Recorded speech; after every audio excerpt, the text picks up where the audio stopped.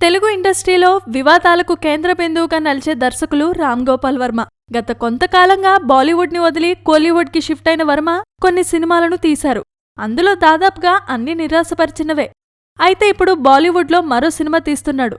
ఇక సోషల్ మీడియాలో ప్రతి ఒక్క అంశంపై తనదైన స్టైల్లో ట్వీట్ చేస్తూ అందరి దృష్టిని ఆకర్షించే వర్మ సినీ సెలబ్రిటీల గురించి కాసింత ఎక్కువగా వ్యంగ్యాస్త్రాలు వేస్తూ ఉంటారు.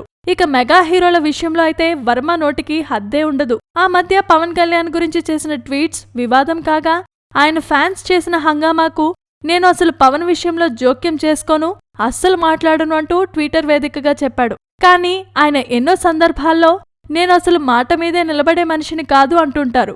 ఇప్పుడు అదే పవన్ విషయంలో కూడా జరిగింది.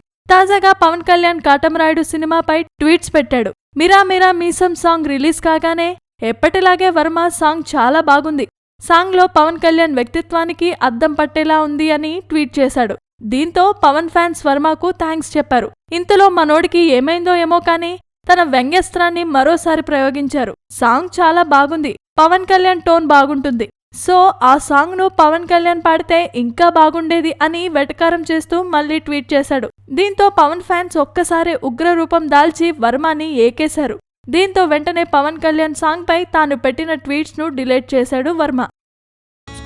Please subscribe. Hi, it's me Purna. Please subscribe.